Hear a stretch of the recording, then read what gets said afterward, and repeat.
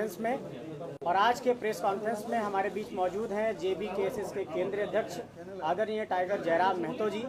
हमारे बीच मौजूद हैं रामगढ़ के पूर्व प्रत्याशी संतोष महतो जी।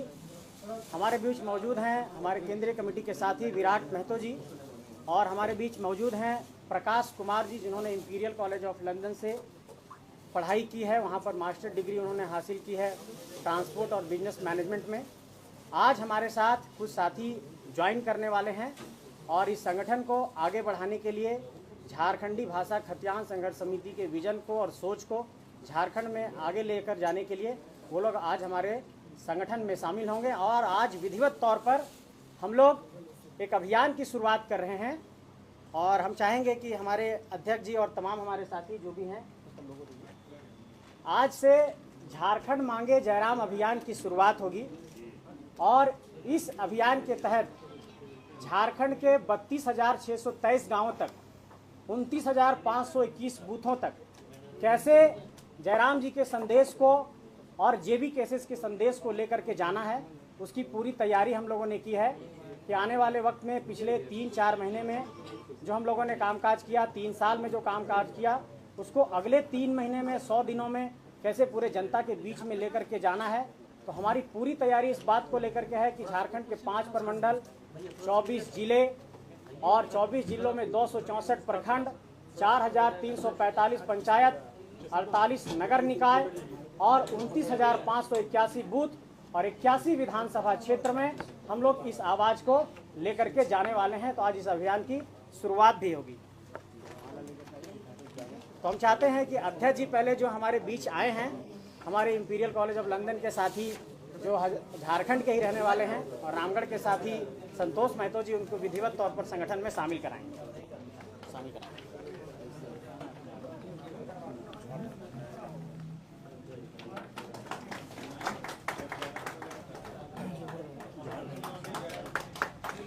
एक बार इसको सबको पढ़ो।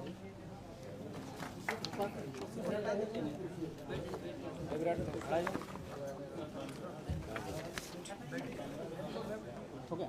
पकड़ना है, पकड़ना। हाँ ठीक है।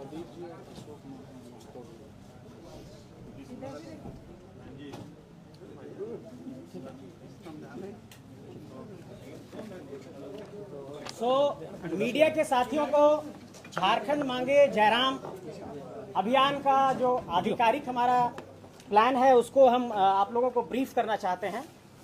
और हम आप सबको ये बताना चाहते हैं कि ये 100 दिनों का अभियान होगा हमारा, जिसमें 30 लाख कार्यकर्ताओं को झारखंड के अंदर झारखंडी विचारधारा और जयराम जी के संदेश को लेकर हम लोग एंगेज करने की योजना पर काम कर रहे हैं। और इसमें देखिए, इसका एक हमारा मकसद है कि अगले 100 दिनों में 30 लाख कार्यकर्ताओं को कैसे एंगेज किया जाए और 3.25 करोड़ की आबादी तक इस संदेश को कैसे लेकर के जाया जाए, इसकी पूरी हम लोगों ने योजना तैयार की है। और इसका एक ही संदेश है कि झारखंड मांगे जयराम। और इस संदेश को झारखंड के एक हाउस होल्ड तक, एक घर तक पहुंचाने की हम लोगों ने योजना तैयार की है। और आप लोगों को ये बताना चाहते हैं कि झारखंडी भाषा खतियान संघर्ष समिति की ये जो सोच है कि किस तरीके से हम झारखंड के अंदर आगे बढ़ेंगे, तो 30 जून को जब हूल दिवस था उस दिन हम तमाम साथियों ने इस बात पर अपनी योजना तैयार की। और इससे पूर्व भी हम लोगों ने ये डिस्कशन किया था कि आगे हम लोगों को कुछ अभियान लॉन्च करना होगा ताकि जो बड़े राजनीतिक दल हैं उसके बीच में हम लोग अपनी जगह बना पाएं। तो हम लोगों ने झारखंड मांगे जयराम अभियान के माध्यम से ये लोगों को जोड़ने की कोशिश की है कि जो हमारी सोच है, जो हमारी विचारधारा है। और 30 जून हूल क्रांति का जिक्र इसलिए कर रहे हैं, आज इसकी आधिकारिक घोषणा हम लोग भले कर रहे हैं, लेकिन 30 जून को ही इसकी बुनियाद हम लोगों ने रखी, क्योंकि शोषण और जुल्म के खिलाफ 1855 में जो आंदोलन हुआ था सिद्धू कान्हू चांद भैरव के नेतृत्व में और फूलो झानो के नेतृत्व में, तो हम लोगों ने ये फैसला किया है कि हमारी भी लड़ाई शोषण और जुल्म के खिलाफ है। इसलिए सिद्धू कान्हू हूल क्रांति के नायक को याद करते हुए इस लड़ाई की हम लोग अभियान की शुरुआत कर रहे हैं। हम ये आपको बताना चाहते हैं कि हमारा ये पूरा अभियान झारखंड के 81 विधानसभा क्षेत्र में जाएगा, 24 जिलों में जाएगा, 5 प्रमंडल में जाएगा, 264 प्रखंडों में जाएगा, 4,345 पंचायतों तक जाएगी, 48 नगर निकाय तक जाएगा और 29,521 टोटल बूथ इस वक्त झारखंड में हैं। इन सभी 29,521 पोलिंग स्टेशन पर हम लोगों ने ये तैयारी की है कि कम से कम 100 परिवारों को हम अपने विचारधारा से जोड़ने की कोशिश करेंगे। और अगर एक बूथ पर हम 100 परिवार को जोड़ते हैं, एवरेज एक परिवार में 5 सदस्य मानते हैं, तो मतलब 500 लोगों को हम ये कोशिश कर रहे हैं कि एक बूथ पर हमारे 500 समर्थक तैयार हों या फिर 500 हमारे विचारधारा से प्रभावित होने वाले लोग तैयार हों। झारखंड के 32,623 गाँवों में जब इस आंदोलन को आवाज़ को हम लोगों ने पहुंचा दिया है तो ये बहुत ज़रूरी है कि बहुत ही सिस्टमेटिक वे में हम एक राजनीतिक दल के तौर पर जाएं, चूँकि बहुत जल्द हम लोगों के पंजीकरण की भी प्रक्रिया पूरी हो जाएगी। एक बात हम ये बताना चाहते हैं आप सबको कि झारखंड में इस वक्त 22,33,738 मतदाता 2024 के लोकसभा के चुनाव के जो आंकड़े आए थे उसमें 22,33,738 मतदाता फर्स्ट टाइम वोटर्स बने हैं। ये जो फर्स्ट टाइम वोटर्स बने हैं इनको टारगेट करने के लिए हमने नौजवानों की जो अपनी टोली बनाई है, जो हमारे युवा टीम है वो इस पर काम करेगी, हमारी युवा मोर्चा की टीम इस पर काम करेगी कि जो फर्स्ट टाइम वोटर्स हैं, जिन्होंने पहली बार वोट किया, जो इस बात को समझते हैं कि झारखंड शोषण और जुल्म में है, उनको हम लोग अपने संगठन से प्राथमिकता के आधार पर जोड़ने की कोशिश करेंगे कि फर्स्ट टाइम वोटर्स हमारे साथ जुड़े रहें। दूसरी बात आप लोगों को ये बताना चाहते हैं कि झारखंड में जो फर्स्ट टाइम वोटर्स 22,33,738 बने हैं उसमें 11,39,960 महिला और 10,93,718 पुरुष है। इसका मतलब यह है कि 46,242 मतदाता झारखंड के अंदर फर्स्ट टाइम वोटर्स बनी है। मतलब महिला वोटरों की संख्या जो फर्स्ट टाइम है वो झारखंड में अधिक है। इसलिए हमारी जो महिला मोर्चा की टीम है वो महिलाओं को संगठन से जोड़ने के लिए काम करेगी। और इस वक्त झारखंड के अंदर 2,55,18,642 मतदाता हैं और इनमें 1,29,97,325 पुरुष मतदाता हैं और 1,25,20,910 महिला मतदाता हैं और 407 थर्ड जेंडर मतदाता हैं। तो हम महिला और पुरुष मतदाताओं तक अपनी पहुंच को बनाने के लिए झारखंड के अंदर जो स्वयं सहायता समूह है महिलाओं का, जैसे JSLPS जैसा संगठन है, महिलाओं का संगठन है, इनसे भी हम संपर्क स्थापित करेंगे। और आज जो हमारे साथ साथी ज्वाइन कर रहे हैं, इन साथियों को ऐसे और तमाम साथियों को जो इंजीनियरिंग बैकग्राउंड से हैं, जो टेक्निकल बैकग्राउंड से हैं, जो डेवलपमेंट सेक्टर से हैं, ऐसे लोगों को हम अपने संगठन से जोड़ने के काम करेंगे ताकि पॉलिसी और प्लानिंग, रिसर्च और डेवलपमेंट पर हम लोग एक नीति बना सकें। हम लोगों पर यह आरोप लगाया जाता है कि आप लोगों ने क्या रास्ता झारखंड को दिखाया है, क्या आपके पास कोई नीति है, कोई नियम है। तो हमारे साथ जो साथी जुड़ रहे हैं, जैसे हमारे साथी जो यहाँ पर बैठे हैं, इन्होंने दुनिया के 24 देशों में अलग अलग कंट्री को असिस्ट किया है। इन्होंने मॉरिशस में रेलवे को कैसे आगे बढ़ाया जाए उस पर काम किया है। और ये झारखंड के धनबाद के ही रहने वाले हैं, पिंडरा जोरा के रहने वाले हैं। हमारे साथी यहाँ पर देखिए ये भी काफ़ी क्वालिफाइड हैं, संतोष महतो जी। तो ऐसे तमाम साथी ज्वाइन कर रहे हैं और हम ये चाहते हैं कि झारखंड के यंग माइंड्स दुनिया के अलग अलग हिस्सों में अपना योगदान दे रहे हैं, वो लोग हमारे संगठन के साथ जुड़ें। और इस पूरे संगठन का जो स्वरूप है आप सब जानते हैं कि केंद्रीय कमेटी, जिला कमेटी, पंचायत कमेटी और बूथ कमेटी है। तो इस पर हम लोग लगातार काम करेंगे। संगठन का और भी जो गतिविधि है कि गांव स्तर पर हम लोग कैसे ले जाएंगे, इसमें हम लोग आगे क्या करेंगे, वो कुछ गोपनीय पार्ट है जो आप लोगों को समझ नहीं रह सकते हैं। लेकिन मूल बात यही है कि झारखंड मांगे जयराम की अभियान आज से शुरू हो चुकी है और इसकी शुरुआत के बाद हम लोग गांव-गांव इस अभियान को लेकर के जाएंगे और झारखंड के अंदर एक संदेश लेकर के जाएंगे कि किस तरीके से आदरणीय जयराम महतो जी को झारखंड का मुख्यमंत्री बनाना है और उसके लिए क्या कुछ किया जाना है। इस पहलू पर विचार होगा और इस पहलू को आगे बढ़ाने के लिए तमाम नए साथियों को, शिक्षित साथियों को संगठन से जोड़ने का काम होगा। उसी की कड़ी में आज 2 साथी भी हमारे संगठन को ज्वाइन कर रहे हैं। मैं चाहूँगा कि हमारे केंद्रीय अध्यक्ष टाइगर जयराम महतो जी आप सबों को आप संबोधित करें। बैठे करेगी, बैठे करी खड़ा है। हाँ, बैठ के करिए, बैठ के करिए, बैठ के करेगा सुविधा।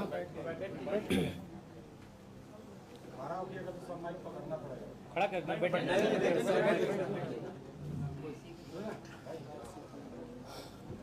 तो सबसे पहले राष्ट्र के लोकतंत्र के चौथे स्तंभ तमाम मीडिया बंधुगण, मीडिया से जुड़े हुए बहनीगण, आप सभी का इस प्रेस कॉन्फ्रेंस हॉल में अभिनंदन है, आभार है।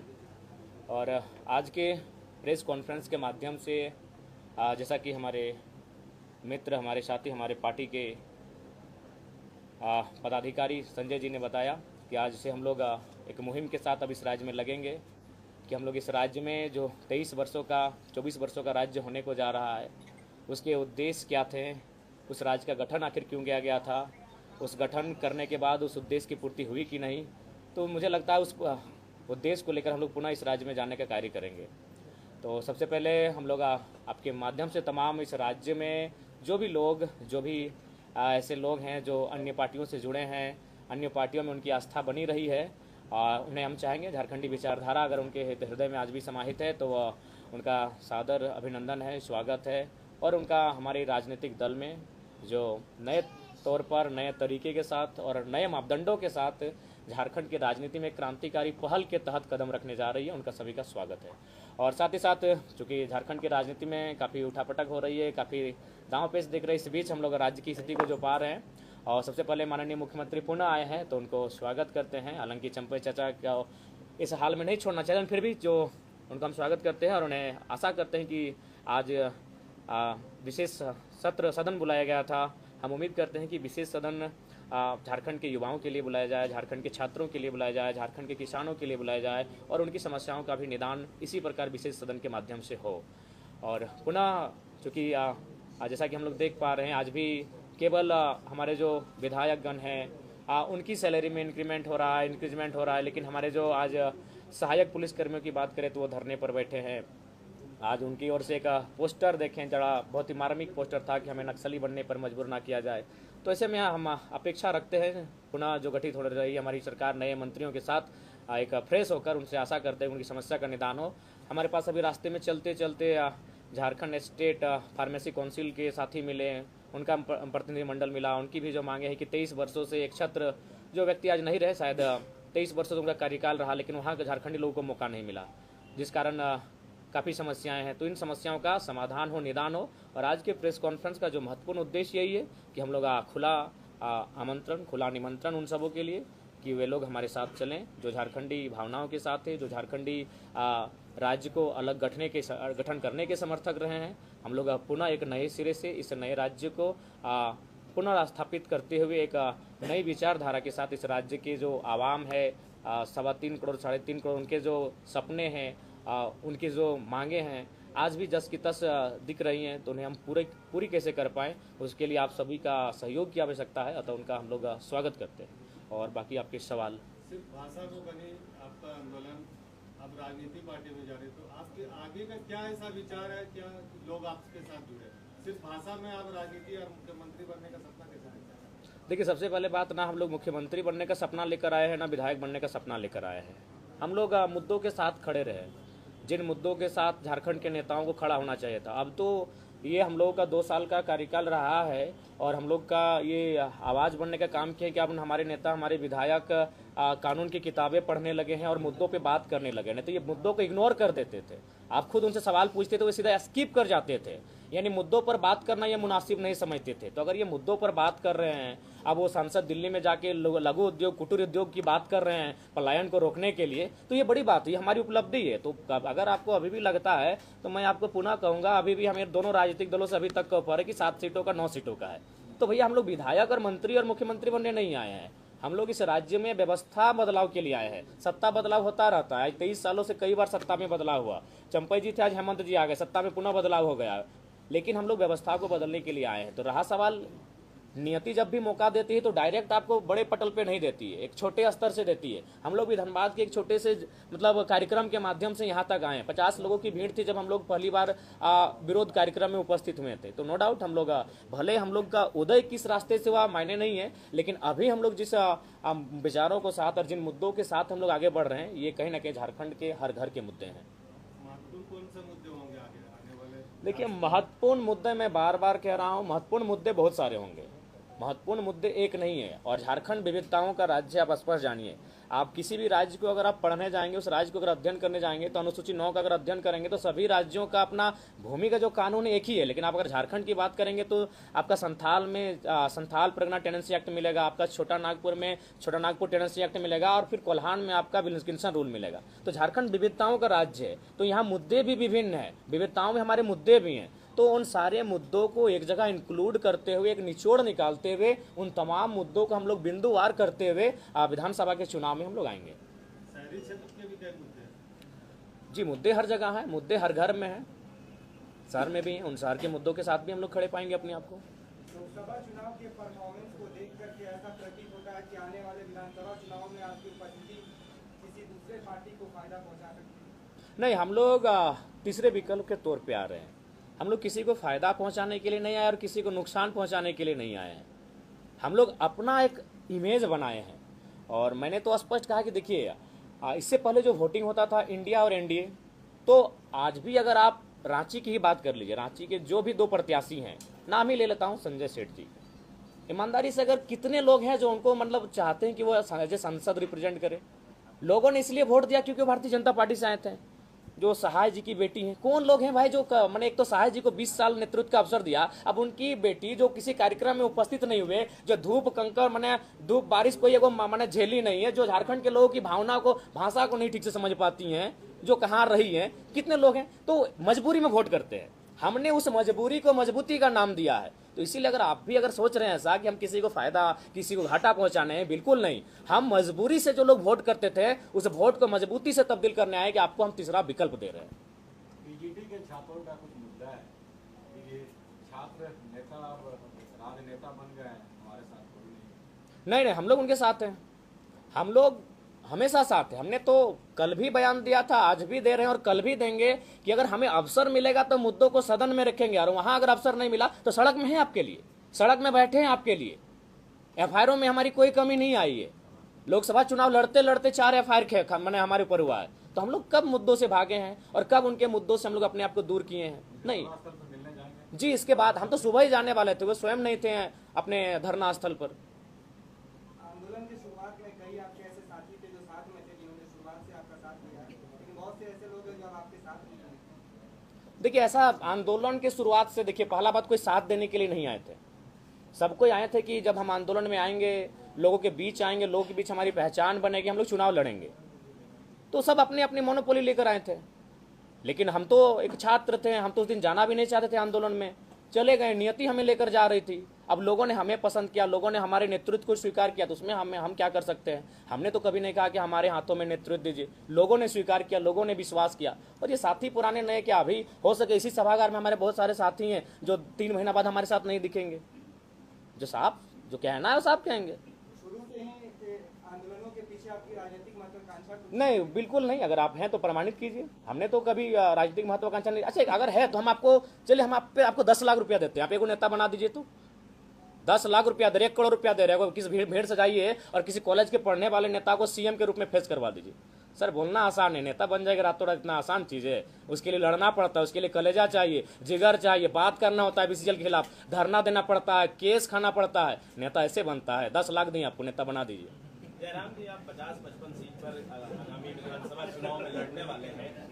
ऐसे में अगर चुनाव में अगर किसी भी पार्टी को बहुमत नहीं आती है, तब जेबी केसेस किस और मुड़ सकता है? देखिए, ये रायशुमारी ली जाएगी, क्योंकि आप पूरे 81 सीट पे तो लड़ नहीं रहे हैं। नहीं, किसने कहा 81 सीट पे हम नहीं लड़ रहे हैं? पिछले प्रेस कॉन्फ्रेंस हमने क्या कहा था? पहला बात, आप लोग हर चीज को आप ले लेते हैं एकदम। हमने क्या था अनुमान? हमने क्या कहा था? हम लोग 8 लोकसभा लड़े हैं, 8 6 48 होता है, चतरा और झारखंड में 5-5 सीटें, यानी 46 तो लड़ेंगे ही लड़ेंगे। जहां लोकसभा लड़े हैं वहां विधानसभा लड़ेंगे ही लड़ेंगे। हम लोग जमशेदपुर नहीं लड़े थे, गोड्डा नहीं लड़े थे, पलामू में नहीं लड़े थे। हम ये आपको बता रहे थे कि अनुमान हम लोग 55 तक जा रहे हैं। अब हमने ये कहा था कि अनुमान, तो अगर समय बीतता जाएगा, हम लोग आगे बढ़ते जाएंगे, 81 को टच करेंगे, उसमें क्या हर्ज है? जयराम जी, अगर आपको किंग मेकर बनने का मौका मिलता है तो वैचारिक तौर पर आप किसके नजदीक होंगे, एनडीए या इंडिया? देखिए, हमें लगता है उस समय रायशुमारी ही होगी। वैचारिक रूप किसी का नहीं होता है। पहला बात है कि जो पार्टी होती है ना, पार्टी निर्जीव होती है। वर्तमान उस समय पार्टी को चलाने वाले नेता उसको जीवित रखते हैं। तो आज अगर मान के चलिए हेमंत के हाथों में जेएमएम की बागडोर है, कल किसी और के हाथों में, अच्छा बीजेपी की जो बागडोर जिनके हाथों में, अभी भी मान के चलिए, देखिए जब बीजेपी को लोग याद करते अटल जी को और मोदी से तुलना करते, तो अटल जी को कहते कि नहीं वो सबको लेकर चलने वाले लोग थे, इस तरह का उनके साथ माहौल नहीं था। यही पार्टी थी, इसी पार्टी के नेता थे। तो पार्टी निर्जीव है, उस पार्टी के नेता उस पार्टी को जीवंत करते हैं। तो उस समय अगर किसी भी पार्टी में अगर विचारधारा मिलने वाले लोग आएंगे, अगर वे आगे आकर अगुवाई करेंगे, तो हम लोग बैठेंगे, बैठने में कोई आपत्ति नहीं है। व्यक्तिगत विचारधारा मैटर करेगा नेताओं का? जी बिल्कुल। पार्टी की कोई विचारधारा नहीं होती है। पार्टी की विचारधारा को नेता ही जीवित करते हैं। पार्टी की विचारधारा किताबों में रह जाती है। ठीक है, तो मैं ये चाहता हूँ कि जो आज हमारे साथ संगठन में ज्वाइन किए हैं, संतोष महतो जी और प्रकाश कुमार जी, तो संतोष जी, मैं चाहूँगा कि आप संगठन के संदर्भ में मीडिया के साथ में कुछ करें।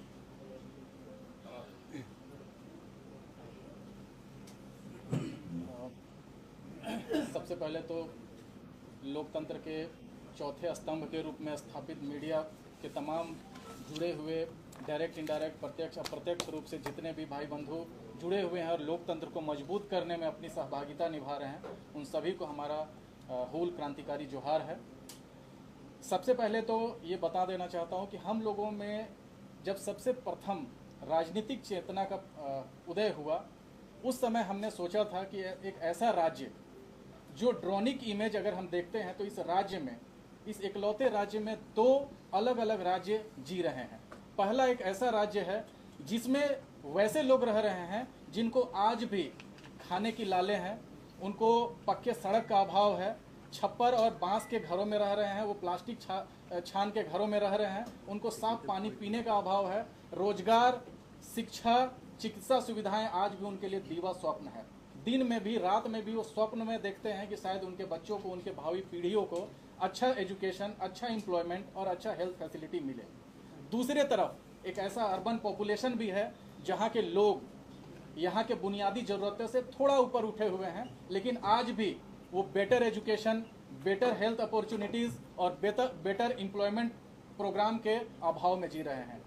हमने पाया, अपने राजनीतिक चेतना का अनुभव करते हुए हमने पाया कि राज्य में इकलौता ऐसा संगठन JVKSS है जो इन दो बुनियादी चीज़ों को फुलफिल करने के लिए संघर्ष कर रहा है।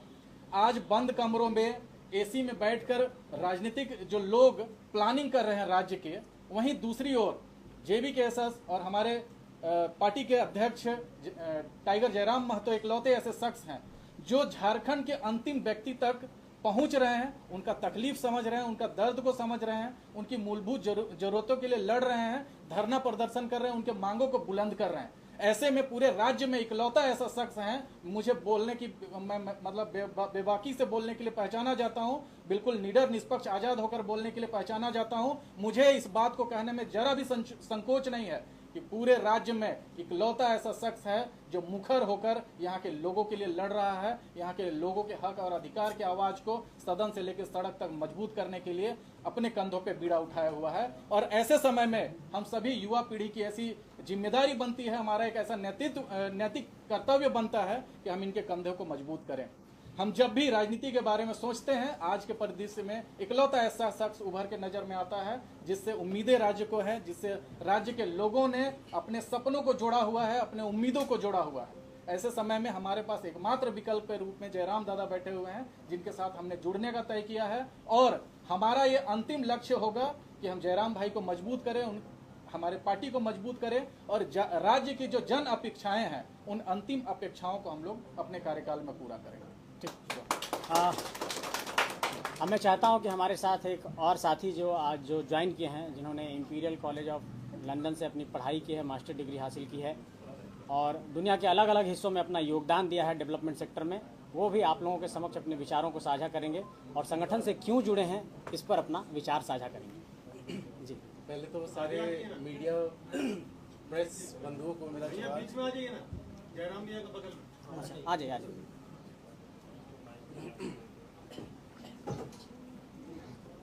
पहले तो मीडिया के सभी साथियों को और जो लोग भी यहाँ हैं सबको मेरा जोहार।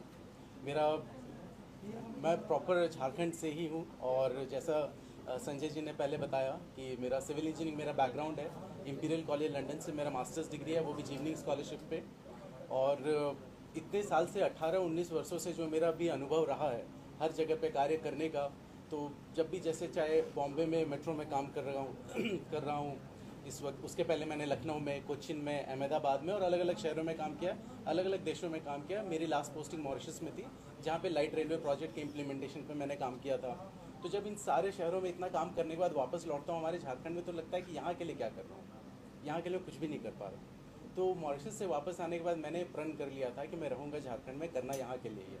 मेरा ऑफिस, सारा काम, सब कुछ है, बट जब तक आपके पास वो रिसोर्सेज, वो संसाधन नहीं होता है जो एक शहर को, एक राज्य को चाहिए, वो आप नहीं दे पाएंगे। तो कोई भी सत्ता पे बैठा हो, कहीं भी बैठा हो, कुछ नहीं कर सकते। तो मैंने बहुत सारे प्रपोजल्स बनाए, मैं बहुत लोगों से मिला पिछले 2 साल 3 सालों में। इवन माननीय चंपाई सोरेन जी से भी मिला हूँ मैं, और भी बहुत लोगों से मिला हूँ। लेकिन कहीं ना कहीं लगता है कि एक नेतृत्व या उस चीज़ को समझने की, और जबकि JVKSS में मैं इस जो आंदोलन था उसमें अपने स्तर पे मैं जो कर सकता था वो मैंने किया है शुरू से ही। भले डायरेक्टली इनडायरेक्टली मैं कांटेक्ट में नहीं आ पा रहा था या नहीं हो पा रहा था, जो भी मेरे काम का जो भी कमिटमेंट था, बट संजय जी से मिलना, जयराम दास से मिलना, सबसे मिलना, इतना पॉजिटिव एनवायरनमेंट हो गया। जो कहते हैं यंग ब्रेन्स, एनर्जेटिक माइंड, सब मिलना। तो किसी ने अभी शहरी विकास के बारे में भी बात किया था, बड़ी अच्छी बात है वो, क्योंकि हम लोग जल, जंगल, ज़मीन, इन सब की तो बात कर रहे हैं। जब हम अर्बन डेवलपमेंट की बात करते हैं तो उसके लिए भी हमने ऑलरेडी एक स्केच बना रखा है, जो जयराम दादा ने भी पूरे डिटेल में देखा नहीं है, बट फिर भी मैं कुछ पॉइंट्स ऐसे सामने रख देता हूँ। जैसे हम लोगों ने ये सोचा है कि एक JBKSS का अपना एक टेक्निकल एडवाइजरी विंग होगा, जिसमें हमारे ही सिमिलर माइंडसेट के लोग, जो चार्टर्ड अकाउंटेंट्स हो, इंजीनियर्स हो, डॉक्टर्स हो, लॉयर्स हो, वो एक एडवाइजरी विंग होगी जो हर मुद्दे पे, जो कहते हैं कहीं कोई एक ऐसा मुद्दा है सरकार उस पर नीति बनाती है, वो कोर्ट में रिजेक्ट हो जाता है, ऐसी इतने IAS, इतने लोग मिलके वो पॉलिसी बना रहे, कोर्ट कैसे रिजेक्ट कर सकता है? इसका मतलब है कहीं ना कहीं उसके असेसमेंट में, कहीं ना कहीं उसे समझने में कहीं भूल हुई है। हमें उस भूल को सुधारने में क्या करना है? तो हमें आज तक उन चीज़ों का जवाब मिल नहीं पाता है कि आखिर हमने उस भूल सुधार के लिए किया क्या। तो एक टेक्निकल एडवाइजरी विंग हम लोग ऐसा बनाएंगे जहाँ पे ऑल एजुकेटेड इंटेलेक्चुअल लोग होंगे जो हर प्रॉब्लम के सोल्यूशन पे काम करेंगे। उसी तरीके से एक और टेक्निकल एडवाइजरी विंग होगी, अगर हम लोग विधानसभा तक पहुँचते हैं तो उसमें हम लोग ये चाहेंगे कि हमारे जो ब्रेन पावर है झारखंड के अंदर, मैनेजमेंट साइड से IIM रांची है, XLRI जमशेदपुर है, इंजीनियरिंग की बात करें तो NIT जमशेदपुर है, BIT सिंदरी है, हमारे पास BIT मिश्रा है, वहाँ से हो। जब एनवायरनमेंट की बात करें तो हमारे पास ISM धनबाद है, और अगर हम लोग बात करें इसकी, अगर सोशल सेक्टर की बात करें तो Xavier Institute of Social Service, Tata, वो सारे यहाँ पे हैं। तो हम जब टेक्निकल, मैनेजमेंट, एनवायरनमेंट, सोशल, एक इंक्लूसिव टीम बनाएंगे जो एक ब्रेन हाउस, एक स्टार्टअप इंक्यूबेटर जैसा काम करेगा, जहाँ युवाओं को मौका भी मिलेगा, एक हर प्रॉब्लम का एक टेक्निकल अच्छा सोल्यूशन निकलेगा, जिसको हम लोग किसी भी लेवल तक लेके जा सकते हैं, किसी भी लेवल पे डिफेंड कर सकते हैं, चाहे वो राज्य सरकार हो या भारत सरकार हो। उसके अलावा जो हम लोग अर्बन की बात कर रहे थे, तो यूनाइटेड नेशन, संयुक्त राष्ट्र का अपना सस्टेनेबल डेवलपमेंट गोल्स होता है, जिसमें 17 गोल्स हैं। अगर आपने उन 17 गोल्स पे काम करना शुरू किया तो शहर अपने आप सस्टेनेबल बनने लगता है। तो हमारा ये इंटेंशन है, हम लोग की ये उम्मीदें हैं कि अगर हम लोग कोई भी, चाहे कोई विधायक 1 बने, 2 बने, 3 बने, आपके पास पावर नहीं, आप कुछ नहीं कर सकते। जो भी अपने क्षेत्र का विधायक होगा वो अपने क्षेत्र में सस्टेनेबल डेवलपमेंट गोल्स पे काम करना शुरू करेगा, अपने आप डेवलपमेंट होने लग जाएगा। उसके लिए मापदंड बने हुए हैं, आपको कुछ नया नहीं करना। उसके अलावा हमने ये सोचा है, जैसे इलेक्ट्रॉनिक वेस्ट, एनवायरनमेंट, ये चीज़ों के बारे में झारखंड में कोई बात नहीं करता, जबकि आज की डेट में ऐसा कोई नहीं होगा जिसके घर AC नहीं होगा। 10 साल पहले याद कीजिए, आपके घर AC था? नहीं था, क्योंकि एनवायरनमेंट इतना वार्म ऐसा नहीं था। अब भारत सरकार ने पेरिस एग्रीमेंट साइन किया है कि हम हर साल 1.5 डिग्री से ज़्यादा टेम्परेचर नहीं बढ़ने देंगे, बट हम उसके लिए कर क्या रहे हैं?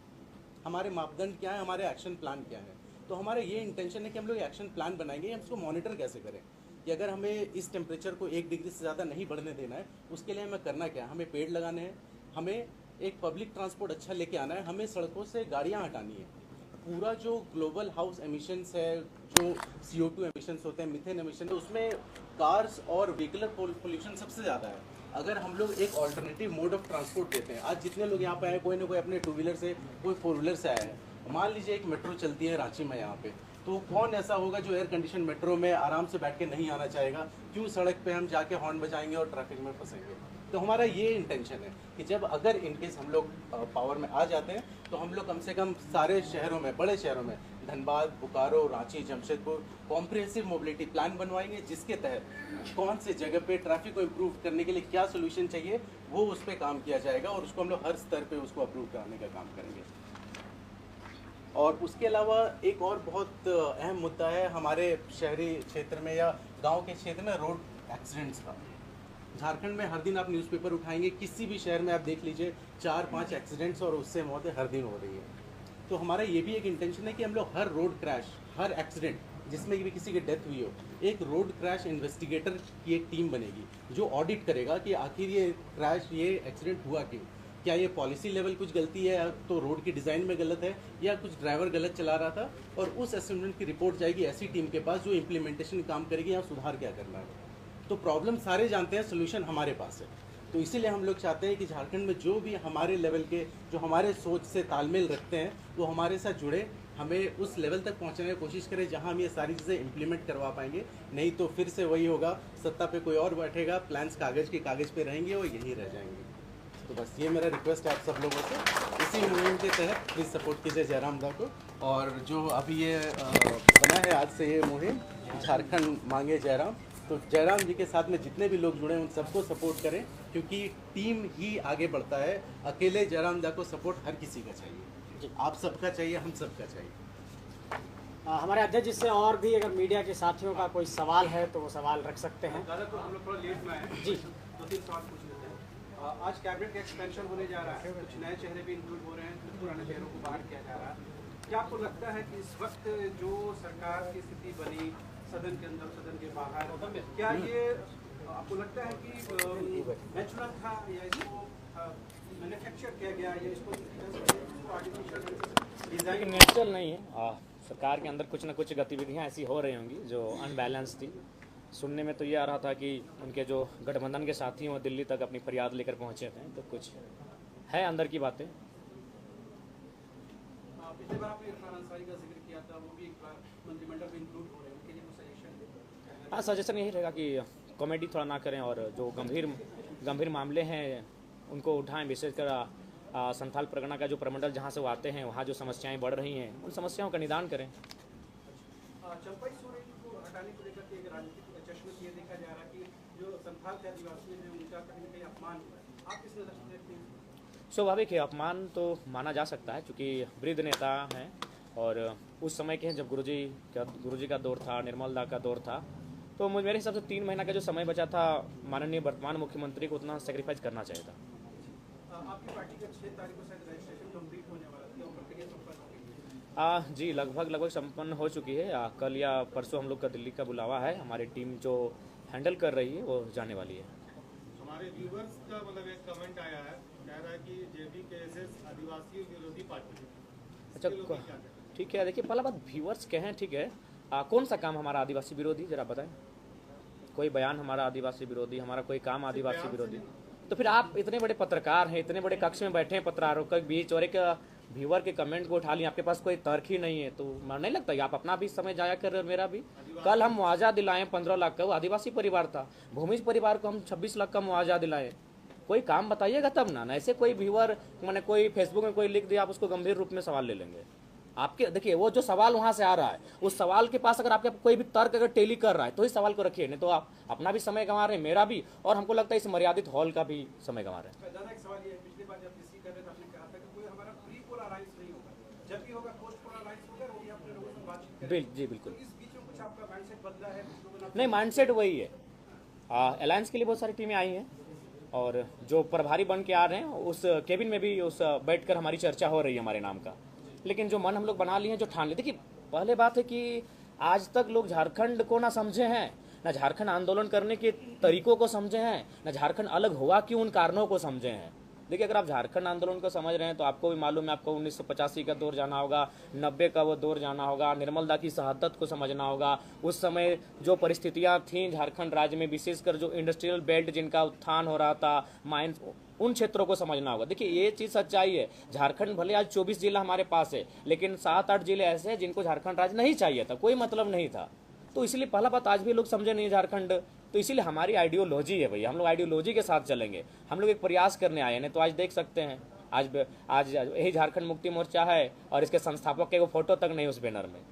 जयराम जी, अभी किसी पत्रकार साथी ने पूछा कि उनके व्यूअर ने कोई कमेंट किया है, तो उससे आपने कहा कि कोई तर्क बनता है तो सवाल। जी, मेरा कहना यह है कि अगर कोई व्यूअर या फिर कोई समर्थक कमेंट कर रहा है उसका जवाब तो आपको देना ही पड़ेगा। आज तो हम भी तो आपसे पूछेंगे कौन सा सवाल। नहीं, हाँ चाहे हम जेएमएम ठीक है, नहीं मेरे सब मेरा बात, हाँ बोलिए। चाहे हम जेएमएम की बात करें या भाजपा की बात करें, हमेशा से उन लोगों ने जनता को नजरअंदाज किया है। उनके व्यूअर ने अगर सवाल किया है तो जवाब आप देंगे, आपने क्या किया है। तो हम तो वही पूछ रहे हैं कैसे। अब व्यूअर पहला बात तो व्यूअर क्या हुआ तय भी नहीं कि व्यूअर आपका 18 साल प्लस का भी है कि नहीं, उसकी बौद्धिकता भी है कि नहीं है। आप पहला बात उस अच्छा रुचि भी कम दिख रही है। अरे भाई रुचि, झारखंड विविधताओं का राज्य है, मुख्यमंत्री भी तो पलामू में नहीं है, हेमंत सोरेन पलामू में नहीं है, नहीं हेमंत सोरेन भी पलामू में नहीं है, जेएमएम पलामू में नहीं है, बीजेपी कोल्हान में नहीं है। आपने वो सवाल कभी उनसे किया? रुचि देखिए समय लगेगा जब झारखंड राज्य को नहीं ठीक है, प्रेस वार्ता का मतलब है, लेकिन आप बताइए कौन सा आदिवासी कार्य हमारा, आपने कहा आप ठीक है, किसी ने कहा आप महतो विरोधी, किसी ने कहा आप मुस्लिम विरोधी, किसी ने कहा आप स्वर्ण विरोधी हैं, तो कैसे हैं बताइए ना। हम सपने में जान रहे हैं, हमने कब विरोध किया, मेरा कौन सा स्टेटमेंट है, गजब हाल आप करते हैं। बताइए कहाँ हमने विरोध किया, क्यों विरोधी हैं, हम कैसे विरोधी हैं। तो वही तो हमने पूछा कि क्या आपके पास कोई तर्क है, कोई आर्गूमेंट है। अरे सवाल देखिए, सवाल विरोधी का सवाल आया है, दूसरा सवाल होता हम बात करते हैं। आपने कहा विरोधी, कैसे, मेरा कौन सा स्टेटमेंट है। हम भी आपको कह दें आप हमारे विरोधी हैं, तो कुछ भी आप टेली की देखिए, कुछ हर सवाल का उत्तर। पहला बात है कि फर्स्ट टाइम आप भी जानते हैं कि फर्स्ट टाइम झारखंड में कोई लीडर है जो सवाल को स्किप नहीं करता है। तो जब हम आपके सवालों का उत्तर दे रहे हैं तो ऐसा नहीं कि आप कोई भी बेतुका सा, मतलब अगर कहीं सवाल उठ के आया तो उसको टेली कीजिए, नहीं टेली कीजिए आप नहीं तो जनता। अच्छा एक बात बताइए, जनता कौन सा सवाल करेगी। 1 मिनट, आप लोग इंटेलेक्चुअल लोग हैं, थोड़ा सा भी अपना मेहनत नहीं करेंगे।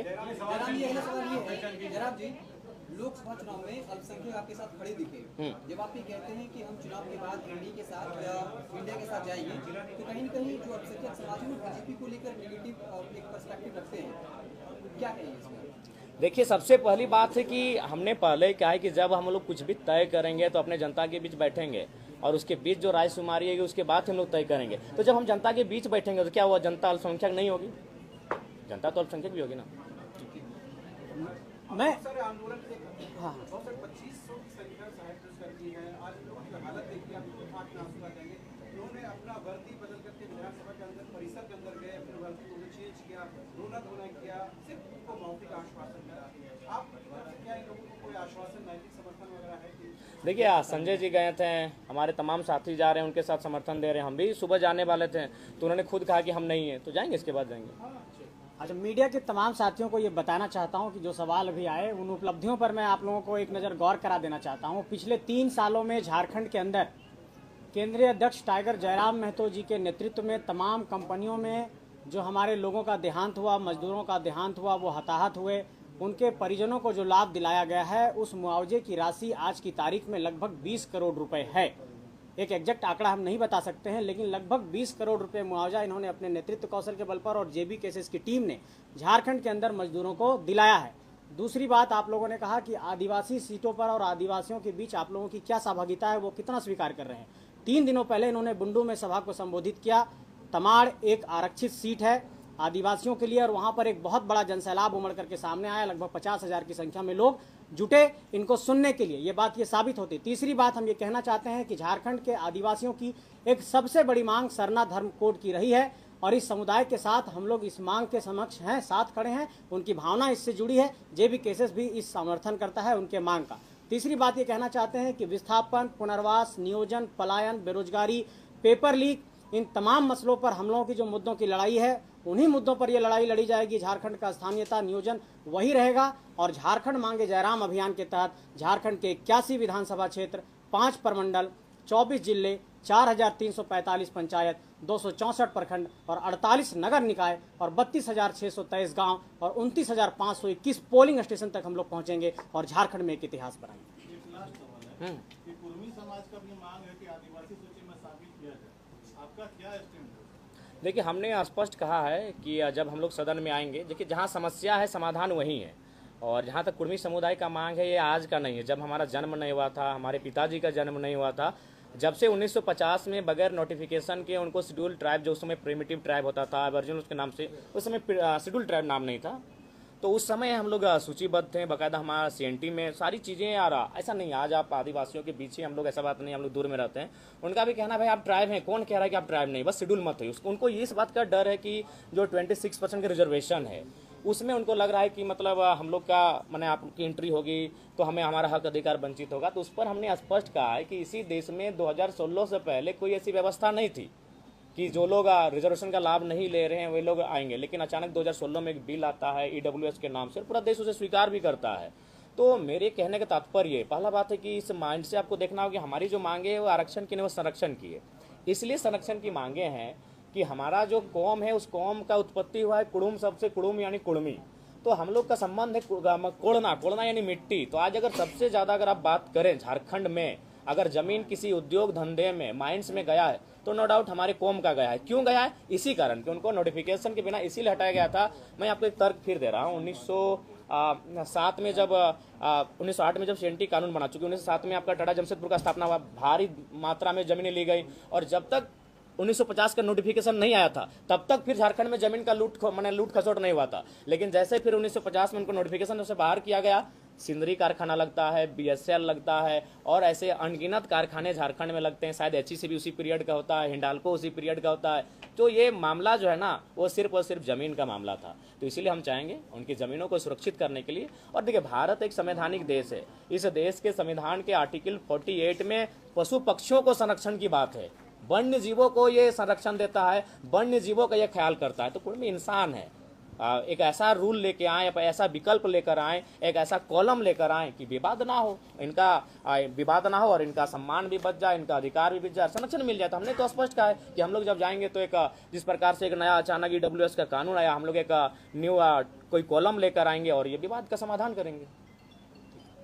तो मीडिया के साथियों के माध्यम से मैं JB केसेस के कार्यकर्ताओं को एक संदेश दे रहा हूं कि झारखंड मांगे जयराम अभियान के तहत हम लोगों ने उसके जो एक नीचे जो हमारा कैंपेन है उसमें यह है कि अपने तमाम साथियों, इस संगठन के साथियों के लिए मेरा संदेश है कि जयराम की सुनो पुकार, हर बूथ पर जोड़ो 100 परिवार।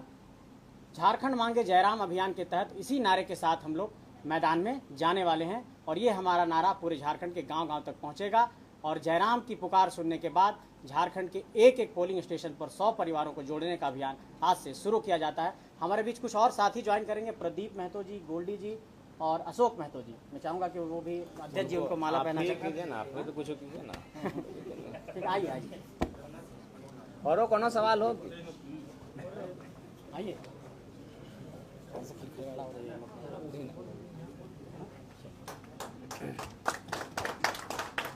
और कौन कौन है शामिल होने वाले? क्या असेंबली वाले भैया कोई सवाल है क्या आपका? और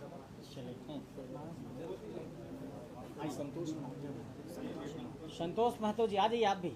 हाँ, जो शामिल होने वाले हमारे साथी हैं आज संगठन में जो शामिल हो रहे हैं सभी लोग आ जाइए। शशिकांत मिश्रा, शशिकांत जी भी आ जाइए।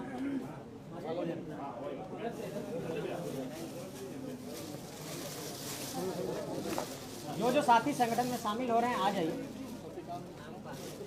शशिकांत मिश्रा, शशिकांत जी आइए।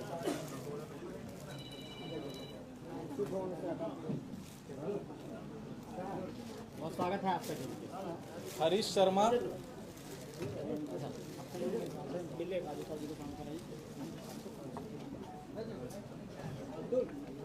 केवल तो था, कोई सवाल है क्या?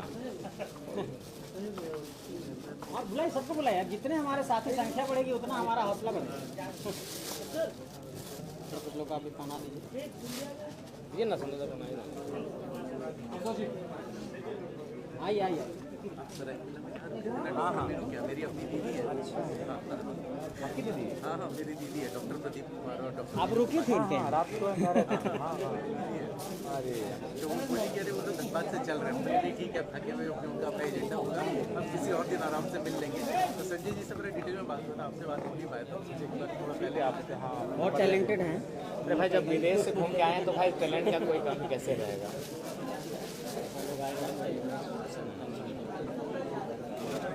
एक कॉपी अपने साथ रखें। पिंडरा जोड़ा कौन ना? इंडिया डबल से। अच्छा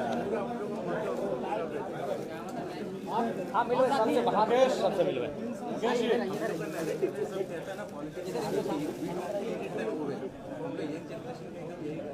सबको इस संगठन से जुड़ के काम करिए। धन्यवाद दे देते सही था। हाँ, बाहर मिलो जाइए। नहीं, सबको धन्यवाद दे देते। हाँ, धन्यवाद। एक मिनट ज्वाइनिंग के बाद और है कोई?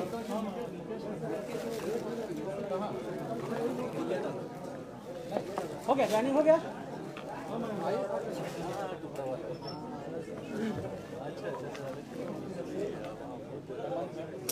जितने संगठन में ज्वाइन करने वाली साथी थे वो सब ज्वाइन हो गए हैं।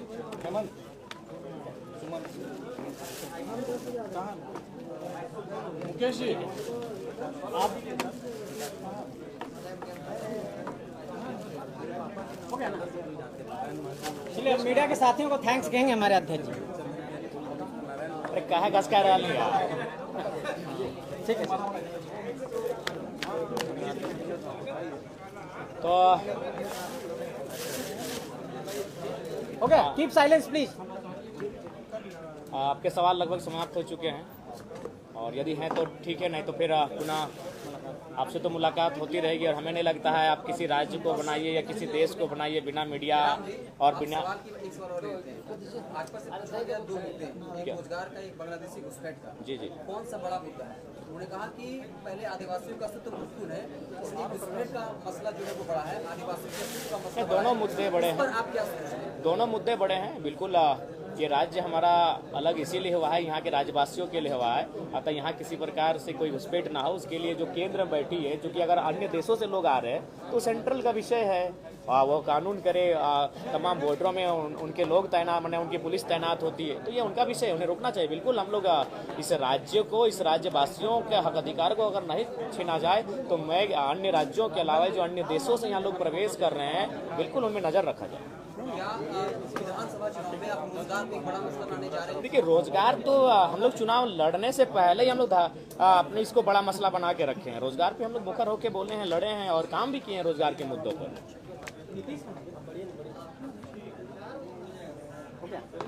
तो पुनः तमाम जो हमारे मीडिया के साथी हैं, और कभी आपसे ऐसा नहीं लगा कि आप लोग मीडिया कर्मी हैं, आपसे एक अपनत्व का भाव है, और इसीलिए कभी सवालों के बीच हम दोनों का, हम सबों के बीच एक बार कभी कभी खट्टी मीठी बातें भी हो जाती हैं, तीखी बहस भी हो जाती हैं। तो ओवरऑल कभी ऐसा फील नहीं हुआ कि आप लोग मीडिया हैं। ऐसा लगा कि आप लोग हमारे अंग हैं, हमारे एक जैसे ही हम, बस आपका प्रोफेशन अलग है, बाकी अपनत्व का भाव है। आप लोगों से बहुत ज़्यादा सहयोग मिला है, तभी आज एक मामूली सा लड़का इस राज्य को रिप्रेजेंट करने जा रहा है। और राज्य को रिप्रेजेंट ही नहीं कर रहा है, जो आपको बताना चाहेंगे, जो बाकी दलों के जो मिनिस्टर और चीफ मिनिस्टर प्रभारी बन के आ रहे हैं, अगर वो चाय मैंने बैठकर अपने केबिन में पी रहे हैं तो मेरे नाम की अगर चर्चा कर रहे हैं, तो उसमें मीडिया का बहुत बड़ा रोल है। तो आगे भी आपका रोल बना रहे, और देश की आज़ादी से लेकर आज तक और आगे भी आपका रोल बना रहे। हम इसकी शुभकामनाएं देते हैं और इसकी अपेक्षा भी रखते हैं, और हम ये दुआ भी करते हैं कि सबसे ज़्यादा अगर कोई मजबूत होकर निकले तो हमारी मीडिया होकर निकले, क्योंकि ये वास्तव में जनता की आवाज़ है। अगर जहीं जनता की आवाज़ का घुटन होगा, जहां जनता की आवाज़ का दमन होगा, वहाँ मीडिया उसके लिए आवाज़ बने। हम ये अपेक्षा रखते हैं और उनके लिए दुआएं भी देते हैं, प्रार्थना करते हैं। तमाम आज इस हॉल में उपस्थित हमारे मीडिया से जुड़े तमाम भाई, हमारी बहनीगण, सभी को अभिनंदन करते हैं, नमस्कार करते हैं, जोहार। एक फोटो सेशन लास्ट में, एक फोटो सेशन पकड़िए विराट, लीजिए पकड़िए।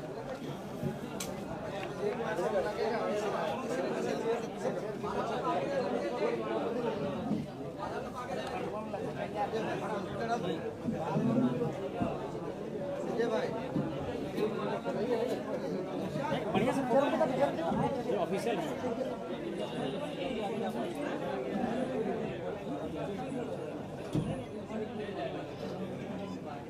ठीक है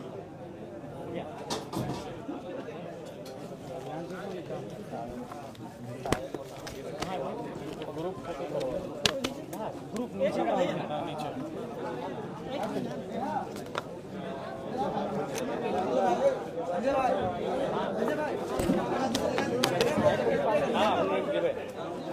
खाना पहले सब फोटो तो नहीं नीचे